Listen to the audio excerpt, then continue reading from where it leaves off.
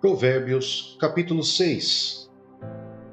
Advertências contra a insensatez. Meu filho, se você serviu de fiador do seu próximo, se com um aperto de mãos empenhou-se por um estranho e caiu na armadilha das palavras que você mesmo disse, está prisioneiro do que falou. Então, meu filho, uma vez que você caiu nas mãos do seu próximo, vá e humilhe-se, insista, incomode o seu próximo. Não se entregue ao sono, não procure descansar. Livre-se como a gazela se livra do caçador, como a ave do laço que a pode prender. Observe a formiga, preguiçoso. Reflita nos caminhos dela e seja sábio. Ela não tem chefe, nem supervisor, nem governante, e ainda assim armazena as suas provisões no verão, e na época da colheita ajunta o seu alimento. Até quando você vai ficar deitado, preguiçoso? Quando se levantará de seu sono? Tirando uma soneca, cochilando um pouco, cruzando um pouco os braços para descansar? A sua pobreza o surpreenderá como um assaltante, e a sua necessidade lhe sobrevirá como um homem armado. O perverso não tem caráter. Anda de um lado para outro dizendo coisas maldosas. Pisca o olho, arrasta os pés e faz sinais com os dedos. Tem no coração o propósito de enganar. Planeja sempre o mal e semeia discórdia. Por isso a desgraça se abaterá repentinamente sobre ele. De um golpe será destruído, irremediavelmente. Há 6 coisas que o Senhor odeia, 7 coisas que ele detesta: olhos altivos, língua mentirosa, mãos que derramam sangue inocente, coração que traça planos perversos, pés que se apressam para fazer o mal, a testemunha falsa que espalha mentiras e aquele que provoca discórdia entre irmãos. Advertências contra o adultério. Meu filho, obedeça aos mandamentos de seu pai e não abandone o ensinamento de sua mãe. Amarre-os sempre junto ao coração, ate-os ao redor do pescoço. Quando você andar, eles o guiarão. Quando dormir, o estarão protegendo. Quando acordar, falarão com você. Pois o mandamento é lâmpada, a instrução é luz, e as advertências da disciplina são o caminho que conduz à vida. Eles o protegerão da mulher imoral e dos falsos elogios da mulher leviana. Não cobice em seu coração a sua beleza, nem se deixe seduzir por seus olhares, pois o preço de uma prostituta é um pedaço de pão, mas a adúltera sai à caça de vidas preciosas. Pode alguém colocar fogo no peito sem queimar a roupa? Pode alguém andar sobre brasas sem queimar os pés? Assim acontece com quem se deita com mulher alheia. Ninguém que a toque ficará sem castigo. O ladrão não é desprezado. Se faminto, rouba para matar a fome. Contudo, se for pego, deverá pagar 7 vezes o que roubou, embora isso lhe custe tudo o que tem em casa. Mas o homem que comete adultério não tem juízo. Todo aquele que assim procede, a si mesmo se destrói. Sofrerá ferimentos e vergonha, e a sua humilhação jamais se apagará. Pois o ciúme desperta a fúria do marido, e não terá misericórdia quando se vingar. Não aceitará nenhuma compensação. Os melhores presentes não o acalmarão. Gálatas, capítulo 5. A liberdade em Cristo. Foi para a liberdade que Cristo nos libertou. Portanto, permaneçam firmes e não se deixem submeter novamente a um jugo de escravidão. Ouçam bem o que eu, Paulo, lhes digo. Caso se deixe circuncidar, Cristo de nada lhe servirá. De novo declaro a todo homem que se deixar circuncidar, que está obrigado a cumprir toda a lei. Vocês que procuram ser justificados pela lei, separaram-se de Cristo, caíram da graça. Pois é mediante o Espírito que nós aguardamos pela fé a justiça, que é a nossa esperança. Porque em Cristo Jesus, nem circuncisão, nem incircuncisão tem efeito algum, mas sim a fé que atua pelo amor. Vocês corriam bem. Quem os impediu de continuar obedecendo à verdade? Tal persuasão não provém daquele que os chama. Um pouco de fermento leveda toda a massa. Estou convencido no Senhor de que vocês não pensarão de nenhum outro modo. Aquele que os perturba, seja quem for, sofrerá a condenação. Irmãos, se ainda estou pregando a circuncisão, por que continuo sendo perseguido? Nesse caso, o escândalo da cruz foi removido. Quanto a esses que os perturbam, quem dera que se castrassem. Irmãos, vocês foram chamados para a liberdade, mas não usem a liberdade para dar ocasião à vontade da carne. Ao contrário, sirvam uns aos outros mediante o amor. Toda a lei se resume num só mandamento: ame o seu próximo como a si mesmo. Mas se vocês se mordem e se devoram uns aos outros, cuidado para não se destruírem mutuamente. Vida pelo Espírito. Por isso digo, vivam pelo Espírito, e de modo nenhum satisfarão os desejos da carne, pois a carne deseja o que é contrário ao Espírito, e o Espírito o que é contrário à carne. Eles estão em conflito um com o outro, de modo que vocês não fazem o que desejam. Mas se vocês são guiados pelo Espírito, não estão debaixo da lei. Ora, as obras da carne são manifestas: imoralidade sexual, impureza e libertinagem, idolatria e feitiçaria, ódio, discórdia, ciúmes, ira, egoísmo, dissensões, facções e inveja, embriaguez, orgias e coisas semelhantes. Eu os advirto, como antes já os adverti. Aqueles que praticam essas coisas não herdarão o reino de Deus. Mas o fruto do Espírito é amor, alegria, paz, paciência, amabilidade, bondade, fidelidade, mansidão e domínio próprio. Contra essas coisas não há lei. Os que pertencem a Cristo Jesus crucificaram a carne, com as suas paixões e os seus desejos. Se vivemos pelo Espírito, andemos também pelo Espírito. Não sejamos presunçosos, provocando uns aos outros e tendo inveja um dos outros. João, capítulo 9. Jesus cura um cego de nascença. Ao passar, Jesus viu um cego de nascença. Seus discípulos lhe perguntaram: Mestre, quem pecou, este homem ou seus pais, para que ele nascesse cego? Disse Jesus: Nem ele nem seus pais pecaram, mas isto aconteceu para que a obra de Deus se manifestasse na vida dele. Enquanto é dia, precisamos realizar a obra daquele que me enviou.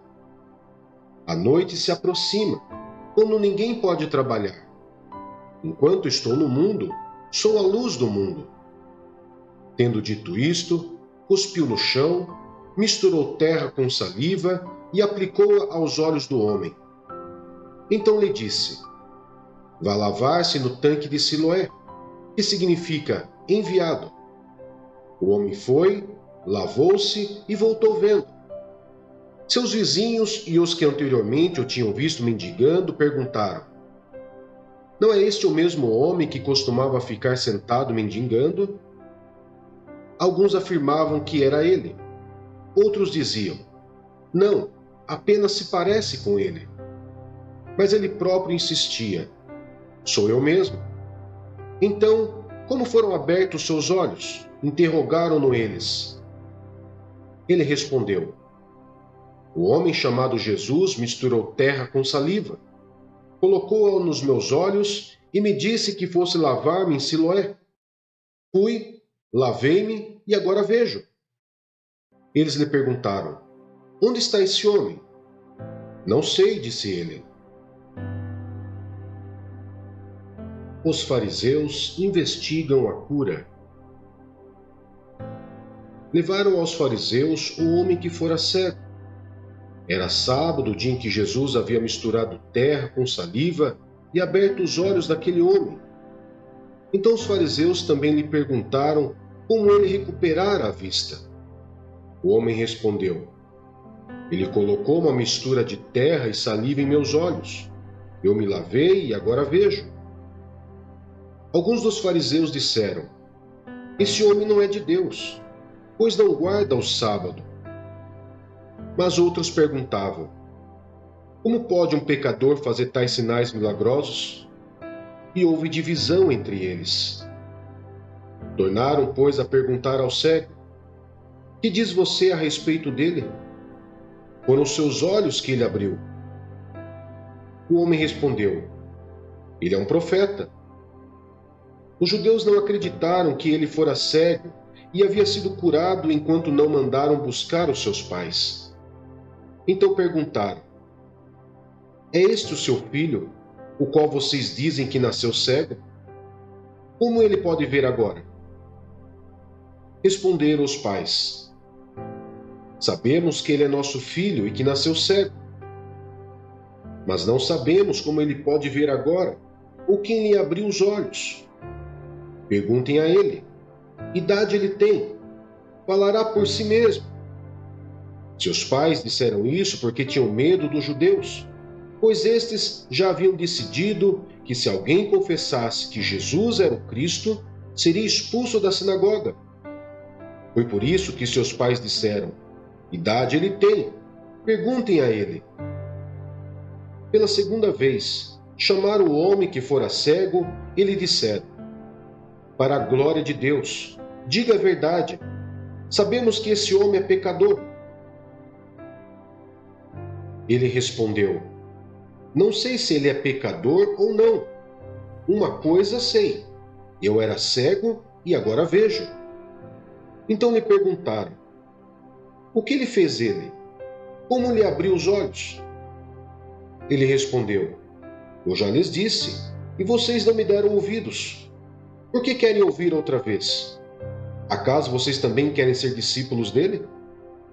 Então o insultaram e disseram: Discípulo dele é você. Nós somos discípulos de Moisés. Sabemos que Deus falou a Moisés, mas quanto a esse, nem sabemos de onde ele vem. O homem respondeu: Ora, isso é extraordinário. Vocês não sabem de onde ele vem. Contudo, ele me abriu os olhos. Sabemos que Deus não ouve pecadores, mas ouve o homem que o teme e pratica a sua vontade. Ninguém jamais ouviu que os olhos de um cego de nascença tivessem sido abertos. Se esse homem não fosse de Deus, não poderia fazer coisa alguma. Diante disso, eles responderam: Você nasceu cheio de pecado. Como tem a ousadia de nos ensinar? E o expulsaram. A cegueira espiritual. Jesus ouviu que o haviam expulsado e, ao encontrá-lo, disse: Você crê no Filho do Homem? Perguntou o homem: Quem é ele, Senhor, para que eu nele creia? Disse Jesus: Você já o tem visto. É aquele que está falando com você.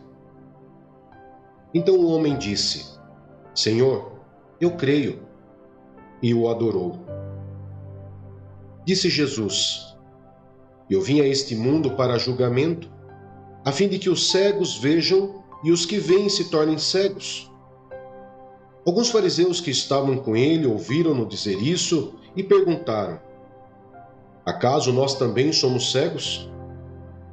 Disse Jesus: Se vocês fossem cegos, não seriam culpados de pecado. Mas agora que dizem que podem ver, culpa de vocês permanece. Êxodo, capítulo 30. O altar do incenso. Faça um altar de madeira de acácia para queimar incenso. Será quadrado, com 45 centímetros de cada lado e 90 centímetros de altura. Suas pontas formarão com ele uma só peça. Revista de ouro puro a parte superior, todos os lados e as pontas, e faça uma moldura de ouro ao seu redor. Faça 2 argolas de ouro de cada lado do altar, abaixo da moldura, que sustentem as varas utilizadas para carregá-lo. E use madeira de acácia para fazer as varas e as revistas de ouro. Coloque o altar em frente do véu que se encontra diante da Arca da Aliança, diante da tampa que está sobre ele, onde me encontrarei com você. Arão queimará incenso aromático sobre o altar todas as manhãs, quando vier cuidar das lâmpadas, e também quando acendê-las ao entardecer. Será queimado incenso continuamente perante o Senhor, pelas suas gerações. Não ofereçam nesse altar nenhum outro tipo de incenso nem holocausto, nem oferta de cereal, nem derramem sobre ele ofertas de bebidas. Uma vez por ano, Arão fará propiciação sobre as pontas do altar.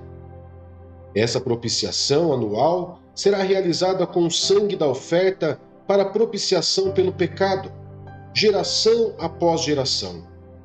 Esse altar é santíssimo ao Senhor. O preço da propiciação. Disse então o Senhor a Moisés: quando você fizer o recenseamento dos israelitas, cada um deles terá que pagar ao Senhor um preço pelo resgate por sua vida quando for contado. Dessa forma, nenhuma praga virá sobre eles quando você os contar. Cada recenseado contribuirá com 6 gramas, com base no peso padrão do santuário, que tem 12 gramas. Os 6 gramas são uma oferta ao Senhor. Todos os israelitas da idade de 20 anos para cima darão ao Senhor essa oferta. Os ricos não contribuirão com mais, nem os pobres darão menos que 6 gramas, quando apresentarem a oferta ao Senhor como propiciação por sua vida.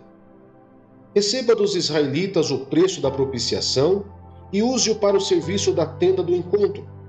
Será um memorial perante o Senhor em favor dos israelitas, para fazerem propiciação por suas vidas. A bacia de bronze.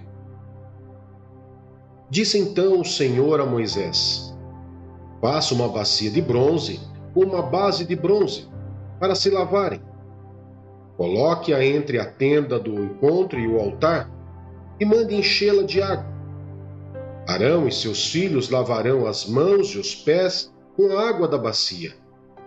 Toda vez que entrarem na tenda do encontro, terão que lavar-se com água, para que não morram. Quando também se aproximarem do altar para ministrar ao Senhor, apresentando uma oferta preparada no fogo, lavarão as mãos e os pés para que não morram. Esse é um decreto perpétuo para Arão e os seus descendentes, geração após geração. O óleo para as unções. Em seguida, o Senhor disse a Moisés: junte as seguintes especiarias: 6 quilos de mirra líquida, a metade disso, ou seja, 3 quilos de canela, 3 quilos de cana aromática, 6 quilos de cássia, com base no peso padrão do santuário, e 1 galão de azeite de oliva. Faça com eles o óleo sagrado para as unções, uma mistura de aromas, obra de perfumista. Este será o óleo sagrado para as unções.